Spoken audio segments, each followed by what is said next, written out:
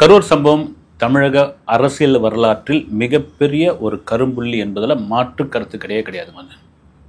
இந்த அரசியல் பல நூறு ஆண்டு காலம் ஆனாலும் இந்த தமிழக அரசியல் பற்றி பேசும் பொழுது இந்த கரூர் சம்பவம் ஒரு புள்ளியாக பேசப்படும் என்பதில் எந்த கருத்தும் கிடையாது. அதே வேளையில் ஒரு நடிகர், ஒரு மாஸ் நடிகர் 2 வருஷம் ஆகுது கட்சி ஆரம்பிச்சு, அதிகப்படியாக ஒரு 5-6 முறை தான் வெளியே வந்திருப்பார். 2 மாநாட்டம் நடத்திட்டாரு, கட்சி கொடி ஆபீஸ்ல ஏற்றிட்டாரு, ட்விட்டர் வலைதளத்தில் கட்சி ஆரம்பிச்சாரு. அப்புறம் அந்த உறுப்பினர் சேர்க்கையை செயலி மூலம், ஆப் மூலமாக அவர் 1 கோடி பேருக்கு மேல கொண்டு வந்தாரு. இப்படியா ஒரு பெரிய மாஸ் கொண்டு வந்து ஒரு 4 பரப்புரை 5வது பரப்புரையில் நடக்கும் பொழுதுதான், அந்த மக்களை சந்திக்கும் பொழுதுதான் இந்த மாதிரியான அசம்பாவிதம் நடந்தது. அந்த கட்சி என்ன ஆகும்? அந்த நடிகர் நடிகராக ஆயிடுவாரா? திரும்ப நடிக்க வருவாரா? அவரை அரசியல் இருந்து ஓரம் கட்டிடுவாங்களா? அவரை அமைக்கிடுவாங்களா? இதோட அவருடைய அரசியல் வாழ்க்கை முடிஞ்சதா? இல்லது மீண்டும் வருவாரா அப்படின்ற ஒரு கேள்வி ஒரு பக்கம். இதெல்லாம் மீறி நான் வருவேங்க, அதை பத்திலாம் எனக்கு எந்த கவலையும் கிடையாது. 2ஆம் கட்ட தலைவர்கள் கூட இருந்தவங்க அத்தனை பேர் சதுரி ஓடி போயிட்டாங்க. அதை பத்தி பேசுவோம். நம்ம புஷியானந்த் பத்தி ஒரு முக்கியமான ஒரு விஷயம் பேசுவோம். இதெல்லாம் தாண்டி நாளைக்கு ஒரு முக்கியமான ஒரு விஷயம் என்னன்னா, சுப்ரீம் கோர்ட்ல 2 கேஸ் எடுக்கிறாங்க. ஒன்னு தாவேகா போட்டிருக்கிற ஒரு கேஸ், இந்த எஸ்ஐடி சிறப்பு புலனாய்வு குழு விசாரிக்குது இல்லைங்களா, அந்த விசாரணை மேலே எங்களுக்கு நம்பிக்கை இல்லை, அந்த விசாரணை எங்களுக்கு தேவையில்லை, எங்களுக்கு சிபிஐ விசாரணை தேவை, அந்த விசாரணை வேணா நிறுத்துங்க அப்படின்றாங்க. எதிர்கட்சிகள் கூட சொல்லிட்டு இருக்காங்க. அந்த சிறப்பு புலனாய்வு குழு தமிழக அரசால் நியமிக்கப்பட்டது. அவங்களுக்கு சாதகமா தான் ஒரு விஷயத்த சொல்லுவாங்க. அவங்க என்ன சிறப்பா சொல்லிட போறாங்க அப்படின்ற இத சுப்ரீம் கோர்ட்ல நாளைக்கு விசாரணைக்கு வருது. அதே போல இங்க உயர்நீதிமன்றத்தில் சிபிஐ விசாரணை வேண்டும் அப்படின்னு கேட்டபொழுது, எதிர்கட்சிகள் உட்பட பிஜேபி உட்பட கேட்டபொழுது அதெல்லாம் சிபிஐ விசாரணை கிடையாது, அந்த மனுவை தள்ளுபடி பண்ணிட்டாங்க. அதை உச்சநீதிமன்றத்தில் சுப்ரீம் கோர்ட்ல நாளைக்கு அதுவும் வருது. இது என்ன தீர்ப்பா இருக்கும் அப்படின்னு. இதெல்லாம் தாண்டி ஏன்பா இவர் கரூருக்கு ஏன் போல அப்படின்ற மாதிரியான கேள்வி அமைச்சர் துரைமுருகன் கூட அவர்கிட்ட கூட கேட்டிருக்காங்க. விஜய் வீடியோ காலில் பேசியிருக்காரு அப்படின்னு. அவர் போயிருக்க வேண்டியதானுங்க, தன்னெஞ்சே தன்னை சுடும் அப்படின்னு அவர் ஒரு பக்கம் இந்த விமர்சனங்களாக இருக்குது. ஆனால் இதெல்லாம் தாண்டி டிஜிபி ஆபீஸ்ல ஒரு மனு கொடுத்துருக்குறோம், நாங்கள் கரூர் போக போகிறோம், எங்களுடைய தலைவர் கரூருக்கு போக போகிறார், போகும்பொழுது சரியான பாதுகாப்பு வேண்டும், அதே சமயத்தில் ஒரு நல்ல ஒரு வழிகாட்டுதல் வேணும். ஏன்னா மறுபடியும் ஒரு கட்டுக்கடங்காத கூட்டம் இப்ப முன்ன விட அதிகமா இருக்கும். முன்ன விட அதிகமா மீடியாக்கள், குறிப்பாக நேஷனல் மீடியாக்கள் எல்லாம் கரூர்ல இறங்கிடுவாங்க. மீண்டும் ஒரு சட்டம் ஒழுங்கு பிரச்சனையா மாறப்போகிறது. இந்த கட்டுக்கடங்காத கூட்டத்தை எப்படி சமாளிக்கிறது?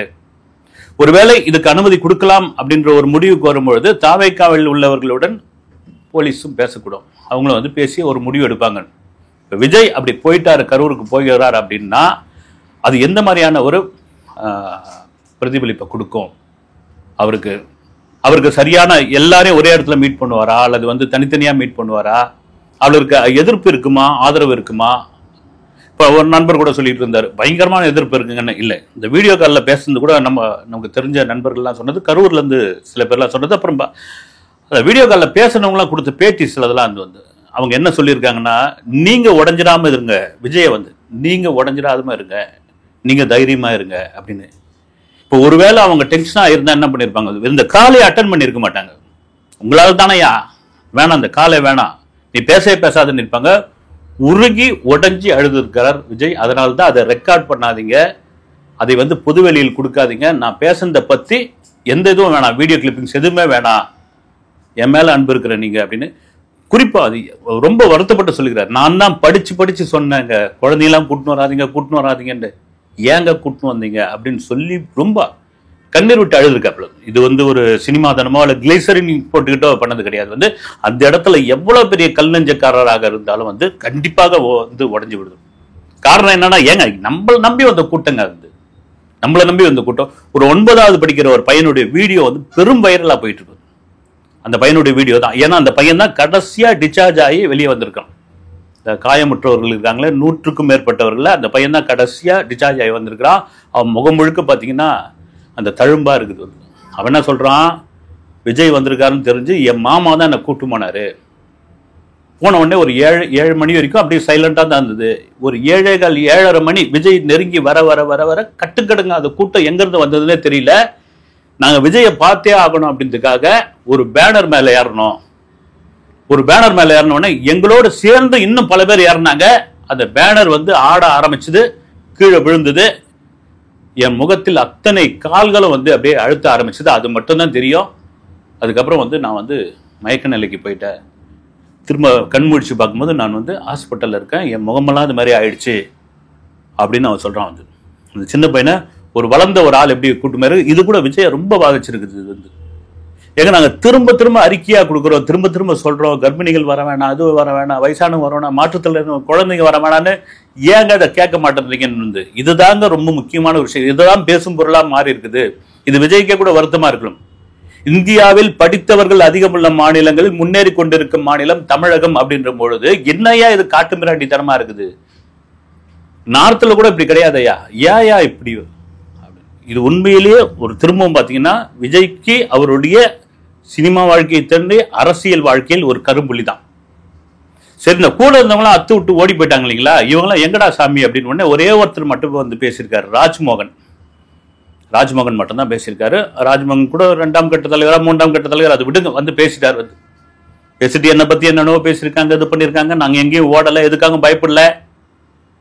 ஒரு பிரச்சனை நடந்தது, நாங்களாம் எதிர்பார்க்காமல் நடந்த இந்த ஒரு விஷயம், இதுல இருந்து நாங்கள் வெளியே வருவோம். குறிப்பா எங்க தலைவர் வெளியே வருவாரு. வெளியே வந்த பிறகு இது சம்பந்தமா முழுமையா பேசுவோம். இப்போதைக்கு என்ன வேணாலும் வதந்திகளை பேசுங்க, வாய்க்கு வந்ததை பேசுங்க, அது எல்லாத்தையும் நாங்கள் தாங்கிட்டு இருக்கிறோம். ஏன்னா ஒரு தவறு நடந்து போச்சு, அந்த தவறிலிருந்து மீண்டும் வர வேண்டும். 41 உயிர் சாதாரண விஷயம் கிடையாது அப்படின்னு ராஜ்மோகன் மட்டும் பேசியிருக்காரு. காரணம் என்னன்னா, ராஜ்மோகன் அப்படியே கழண்டு பிஜேபி பக்கம் ஓடிட்டாரு. அவர் அந்த கூடாரத்துக்குள்ள போயிட்டாரு.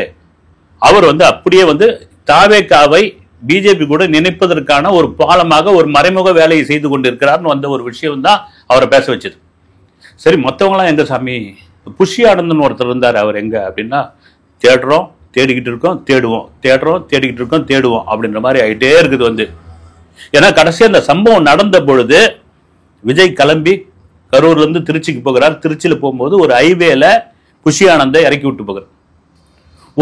ஒரு செய்தி சேனல் நிருபர் கூட ஒரு கேமராவோட ஓடி வந்துருவார், கண்டுபிடிச்சிட்டு வருவார். கண்டுபிடிச்சு சொல்லுங்க, காலில் விழுந்து உன்னை கேட்கறேன் தம்பி, என்னை விட்டுரு தம்பி, பதறுவாப்ல அந்த இடத்துல, என்னை விட்டுருங்க தம்பி, வேணாம் தம்பி, விட்டுருங்க தம்பி, ஒரு சம்பவம் நடந்து போச்சுன்னு தெரிஞ்சு போச்சு அவங்களுக்கு ஆல்ரெடி. அதனால புஷி ஆனந்த் கதறுவார. அந்த இடத்தில் தான் அவருடைய போன் வந்து சுவிட்ச் ஆஃப் செய்யப்பட்டுள்ளது. சரி, எங்க இருக்கிறாரு? ஏற்காட்டுல இருக்காரு, சேலத்து பக்கத்துல இருக்காரு, அப்புறமா வந்து வீரப்பன் காட்டுல இருக்காரு அப்படின்னு. இப்போ என்னன்னா வந்து வங்கக்கடல்ல ஒரு போட்ல அவர் வந்து நடுக்கடல்ல பயணம் பண்ணிக்கிட்டே இருக்காரு அப்படின்னு. சரி, ஓகே, என்ன காரணம்னா அவரை வந்து கைது பண்ணா கூட அவர் அப்ரூவராக மாறுவதற்கான வாய்ப்பு இருக்கு. அப்படி அப்ரூவரா மாறுறதுக்கு என்னையா இருக்கு? என்ன பண்ணிட்டாரு விஜய் அப்படின் பொழுது, நீங்க வேனுக்குள்ள என்ன பேசுனீங்க, வேனுக்குள்ள என்ன சம்பவம் நடந்தது, ஒரு சம்பவம் கூக்குரல் கேட்குது, தண்ணி பாட்டில் கேட்கிறாங்க. விஜயை தொடர்ந்து பேச வச்சது யாரு? பேசலாமான்னு கேட்கிறாரு. வேனுக்குள்ள குனிஞ்சு ஆம்புலன்ஸை கூப்பிடுங்கன்னு சொல்றாரு. இந்த முழு விவரங்கள் என்ன, உங்களுக்குள்ள நடந்த உரையாடல்கள் என்ன, அதை புஷி ஆனந்த் அங்கதான் உள்ள இருந்தவர், அவருடைய வாயிலிருந்து அப்ரூவரா வாங்குறதுக்காக தான் இந்த முயற்சி அப்படின்ற ஒரு டாக் இந்த பக்கம் போயிட்டு இருக்கு. இதெல்லாம் தாண்டி நேற்று எடப்பாடி பழனிசாமி நாமக்கல்ல அவர் படு உற்சாகமா இருக்கார். வந்து பாத்தீங்களா, அவ்வளவுதான். 2026 திமுக வீட்டுக்கு அனுப்புறது தான் என் வேலை, விட மாட்டேன் நானு, பாருங்க கொடியை பாருங்க அப்படின்றாரு. வந்து அது எல்லாம் அதிமுக கொடின்னு பார்த்தா தாவேகா கொடி. பாத்தீங்களா கொடிய, கிடைச்சிச்சா கிரீன் சிக்னல், போட்டாச்சா பிள்ளையார் சுழி அப்படின்ற அளவுக்கு பயங்கரமான குரல். டிவிகேல இருந்து சில பேர்கிட்ட கேட்ட பொழுது என்ன சொல்றாங்க, எங்க செத்தாலும் விஜய் வந்து பிஜேபி பக்கம் போக மாட்டார் அப்படின்ற ஒரு வார்த்தையை ஒருத்தர் பதிவு பண்ணிருக்கு. அது என்னங்க அப்படின்னா, அரசியல் எதிரி, கொள்கை எதிரி, ரெண்டுத்துலயும் விஜய் ரொம்ப ஸ்ட்ராங்கா இருக்காரு. அப்போ அதிமுக பிஜேபி கூட இருக்கு அப்படின்ற ஒரு பேச்சு இருக்கும்போது என்ன பொறுத்த வரைக்கும் என்னன்னா, திரும்ப சொல்றது என்னன்னா, காலங்கள் மாறும் போது காட்சிகள் மாறும்.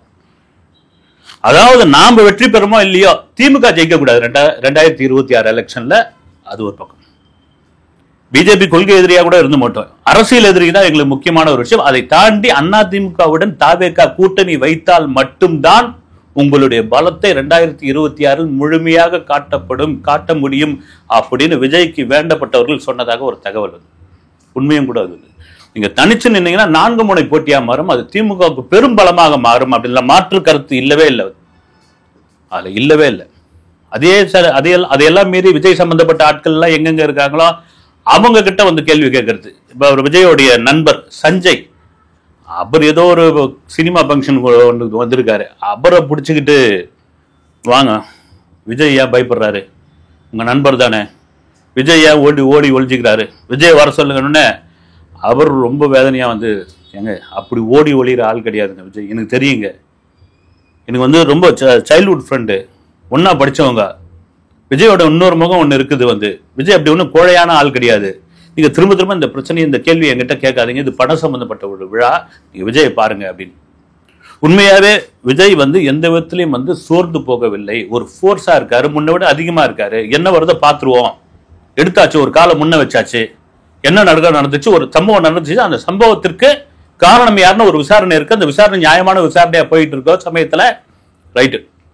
இப்ப இதுக்கிடையில வந்து ஜனநாயகனுக்கு அப்புறம் வந்து ஒரு இப்பவே இப்ப அவர் பட்டினப்பாக்கத்துல இருக்காரா நீலாங்கரை வீட்டுல இருக்காரான்னு தெரியல, திடீர்னு பார்த்தா நீலாங்கரை வீட்டுல இன்னைக்கு வெடிகுண்டு மிரட்டல் வர வந்திருக்குது. அப்புறமா போய் உள்ள புந்த செக் பண்ண ஆரம்பிச்சாங்க. வரிசையா தமிழகத்துல சில விஐபிகள் வீடுகள்லாம் வந்துகிட்டு இருந்தது, யாருன்னு கூட எங்களால கண்டுபிடிக்க முடியலாம் கூட சொல்லிட்டு இருந்தாங்க. வந்து ஒரு மர்ம ஃபோன் கால் வந்து. இதுக்கிடையில அவர் பட்டினப்பாக்கத்துல இருக்காரா நீலாங்கரையில் இருக்காருன்னு தெரியல, திடீர்னு 4 ப்ரொடியூசருங்க போய் விஜய்க்கு கதை சொல்லி அதெல்லாம் ஓகே பண்ணிட்டாங்கன்னு ஒரு பദ്ധதி. இந்த ஆளை எப்படியாவது அரசியல் விட்டு வெளியே கிளப்பி போய் மறுபடியும் மேக்கப் போட்டு போய் ஏதாவது ஸ்டுடியோவில் ஆடுப்பா, ஏதாவது டைலாக் பேசுப்பா அப்படின்னு கொண்டு வந்துடணும் அப்படின்னு சிலர் முயற்சி செய்வதாக ஒரு தகவல். ஆனா விஜய் தரப்புல விஜயோட முடிவு என்னன்னா, இந்த போன் கால் வீடியோ கால் பேசுறதுக்கு அப்புறம் உறுதியாக அவருடைய மனநிலை மாறி இருப்பதாக ஒரு தகவல். என்னன்னா அத்தனை பேரும் தன்னை வந்து திட்டுவாங்க, படுபாவி இன்னாலதானயா இப்படித்தானே வரும், நீ ஏன் அங்க வந்த பாரியா அப்படின்னு சினிமாவில் வரா மாதிரி பயந்துகிட்டு இருந்த ஒரு நபருக்கு, தம்பி நீங்க எதுக்கும் கவலைப்படாதீங்க, நீங்க நல்லா இருக்கிறீங்களா, நீங்க தைரியமா இருங்க, உங்க சப்போர்ட் என்னைக்கும் உண்டுன்னு. என்னையா இது என்ன நடக்குது, இப்படியாப்பட்ட அன்பு எங்க இருந்து, இந்த அன்பு எங்க, இந்த அன்புக்கு என்ன பிரதிபலன் நான் செய்ய போறோம், இந்த அன்புக்காக நாம உறுதியா என்னதான் ஆனாலும் சரி, வருஷத்துக்கு 2 படம் நடிச்சா 500 கோடி, அந்த 500 கோடி போச்சு பரவாயில்ல விடு, பாத்துருவோம், நம்ம ஒரு கை பாத்துருவோம் இந்த எலெக்ஷனை அப்படின்ற மிக திடமான ஒரு முடிவோடு இருக்காரு. கண்டிப்பாக விஜய் இந்த 2026 எலெக்ஷனை கூட்டணியோடு சந்திப்பார். அது அதிமுக பிஜேபி தாவேக்கா வருமா, தாவேக்கா பிஜேபி அதிமுக எப்படி பரட்டி போட்டாலும் அது ஒண்ணுதான் இருப்பார் அப்படின்ற மாற்று கருத்து கிடையாது. இதெல்லாம் மீறி விஜய் கரூருக்கு செல்லும் பொழுது பத்திரிகையாளரை சந்திப்பாரா, அல்லது கரூருக்கு செல்வதற்கு முன் ஒரு வீடியோ ஒன்று வெளியிடுவாரு. அந்த வீடியோவில் மிக டீட்டெயிலான விஷயங்கள் பேசப்படுகிறார். அந்த வீடியோ வந்த பிறகுதான் தெரிய வரும். அதற்கிடையில் கரூர் போகக்கூடிய அந்த சம்பவம், அவருக்கு எந்த மாதிரியான நிபந்தனைகள் விதிக்கப்படும், அங்குள்ள மக்களை எப்படி சந்திப்பார் அப்படின்ற ஒரு விஷயம் தெரியும். நாளைக்கு முக்கியமா சுப்ரீம் கோர்ட்ல 2 கேஸ் விசாரணைக்கு வருது. அதனுடைய தீர்ப்பு என்னவாக இருக்கும் அப்படின்னு உங்களை போல நானும் அவளுடன் காத்துக் கொண்டிருக்கிறேன். அடுத்த வீடியோவில் சந்திப்போம். நன்றி.